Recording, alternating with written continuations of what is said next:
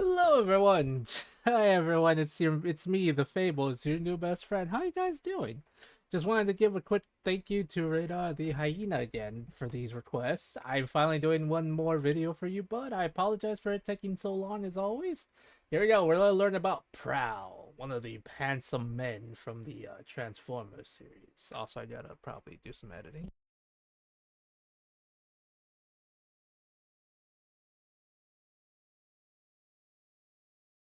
But yes, guys, let's go. To round out the Basics first anniversary month, this week it's time for a look at another popular request from the comments, another of the Transformers brand's all-time major legacy characters. It's the Basics on Patient, Precise Police Bot, PROWL.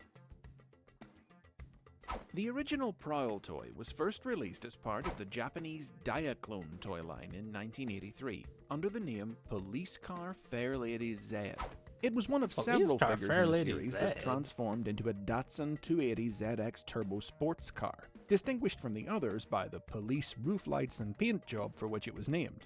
Hasbro imported it to become part of the first year of the Transformers toy line in 1984, with the other Datsuns becoming PROWL's fellow Autobots Bluestreak and Smokescreen.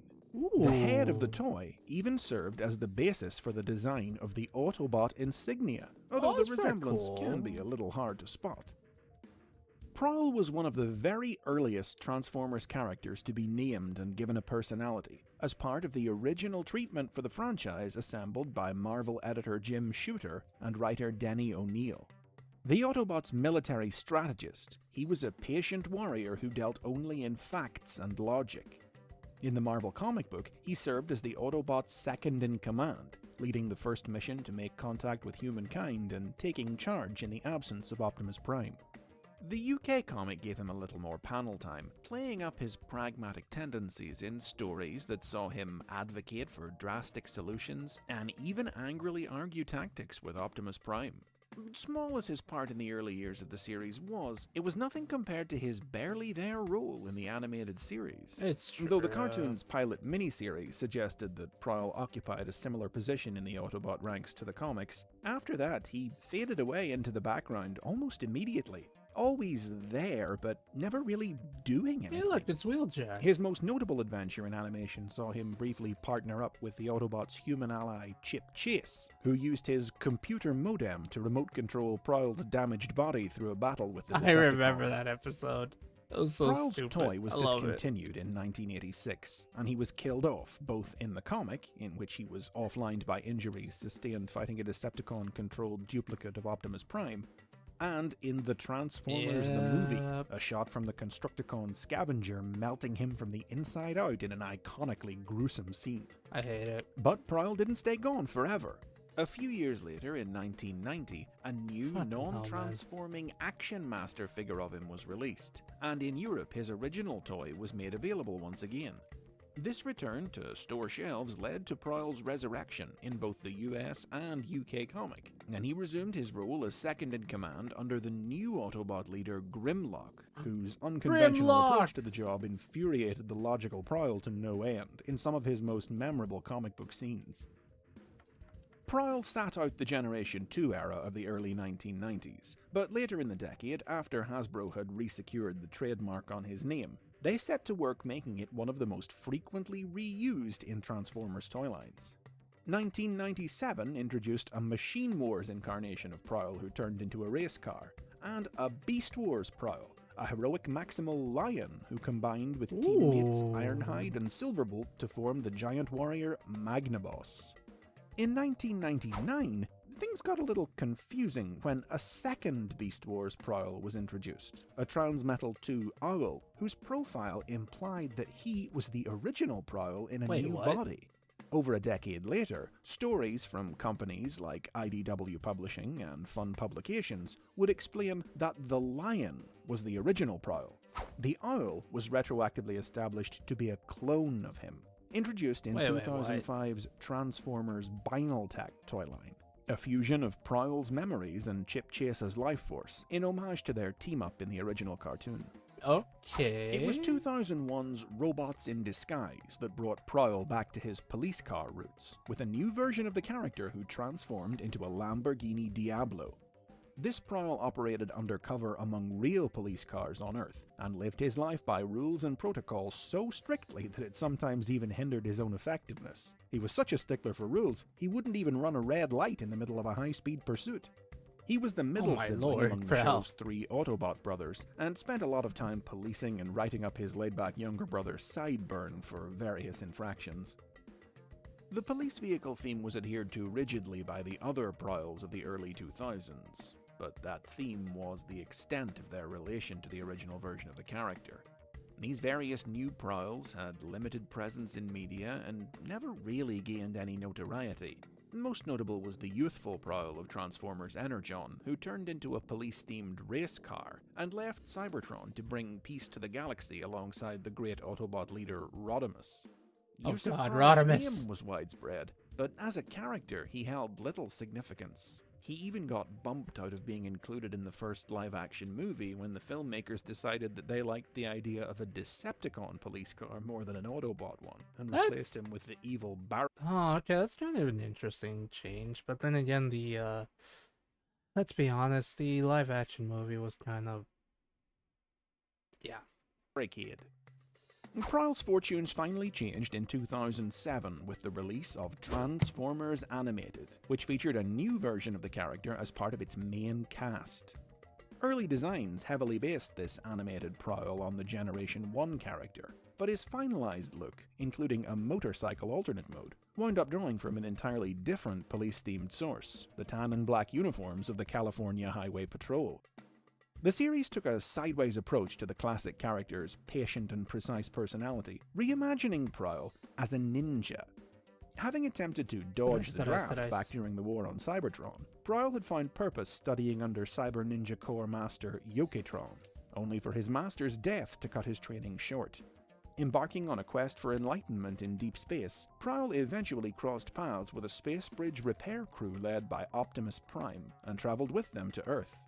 The organic world proved fascinating to PROWL, even if his infinite zen patience occasionally found limits in his rambunctious new teammates, the hot-headed Bumblebee and the klutzy Bulkhead. A series of encounters with Yoketron's killer, the bounty hunter Lockdown, led to PROWL acquiring power-enhancing samurai armor, and more importantly, helped him find enlightenment at last, as he realized that true power lay not in enhancements, but within. With this knowledge, he mastered the final ninja art of processor over matter, and willingly sacrificed his life using it to restore the destroyed Allspark.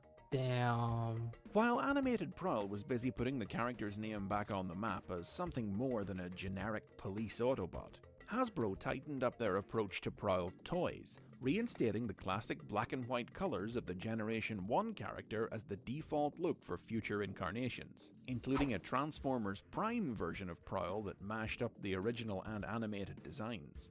Now, this deference to the original came in defiance of the fact that, as you've seen, he was never a particularly significant character in media. I've talked about it in previous episodes, but PROWL's another example of a bot who really only commands significant status today because he was part of the original 1984 lineup, and someone whose new toys could be easily recolored into other characters. But in the midst of all this, one piece of major media did emerge where the original PROWL was finally able to come into his own as an influential character: IDW Publishing's comic books. Building upon the foundations laid by his Marvel incarnation, IDW's PROWL grew from being merely an unlikable pragmatist into a morally ambiguous schemer who believed... Yeah, PROWL in the IDW run kind of... I don't know, dude. I understand why they did it, but, like, do I agree with it? No, PROWL's kind of a dick in the IDW run, in the sense that he was actually gonna do a lot of bad stuff for a lot of... Sometimes... I think his mindset was sometimes you gotta do a little bad if you want to do a little good, you know what I mean? And it's kind of like, oh brother. That any means were justified in the name of the greater good of the Autobot cause, including even the manipulation and sacrifice of fellow Autobots. Unsurprisingly, this meant he wasn't popular with the other Autobots, and worse still, it meant they never saw it coming when PROWL was taken over by the mind-controlling Insecticon Bombshell and used to attack them from within. While in Bombshell's thrall, PROWL was experimented on by the Decepticons and merged with the Constructicons to create a new incarnation of the Combiner Devastator, with PROWL as its head. But this wasn't the only Combiner upgrade he would undergo. As part of 2015's Combiner Wars toy line, a new toy of PROWL was... I think there's actually a point where when Optimus actually found out what Prowl was trying to do, or I think it was in like the movie or something, like one of the Combiner Wars movies, Optimus literally punched him out a window. Or like threw him out a window. which could And to be merge honest, with go ahead, Optimus go. Prime, Ironhide, Sunstreaker and Mirage to form Optimus Maximus, an idea that was soon incorporated into IDW's stories. Though freed from Bombshell's control, the experience left its mark on PROWL. He grew increasingly erratic, repeatedly finding himself at odds with his fellow Autobots, until finally he used the enigma of combination to forcibly combine himself and his comrades in a misguided effort to stop What? Starscream from making contact with Cybertron's colony planets. Jesus, dude. The others were able to wrest control of their combined form away from him, and ever since, PROWL's been on the run, acting outside the law to pursue his own objectives in the name of protecting Cybertron, and facing specters from his past determined to make him face up to the consequences of his cold, calculating actions. Jesus Christ, Prowl.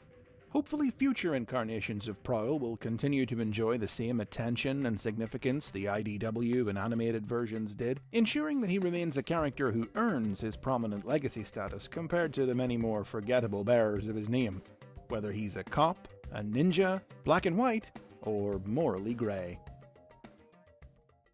And those are the basics on PROWL. Oh boy. Tell me about your favorite incarnation of him in the I comments, heard. and remember to click that bell. I've heard some stuff about the fact that, you know, he was very morally gray in the comics, but Jesus Christ, Prowl, you, kind of became worse, huh? Then again, a lot of the characters kind of did some really fucked up stuff in the IDW run, so it made sense. Anyway, guys, if you like this start content, do like, comment, and subscribe. Make sure to check out Chris McFeely. He is a good dude. Jesus Christ, Fable. He is a good dude. Christ almighty. He's a good dude. He seems like a nice lad. Check him out. Without him, we wouldn't be able to learn about all this kind of content. I love you guys. Stay safe. Be good people. If you guys want to help me, my family is kind of in need of some help. I feel like we haven't been doing so hot lately, but it's okay. We'll figure it out somehow. It's not the first time. Those of that you don't know, I grew up poor, so this is kind of normal for me. Anyway, I hate saying that. Ugh, makes me feel dirty. Anyway, love you guys. Stay safe. Be good people. I'll see y'all later. Bye.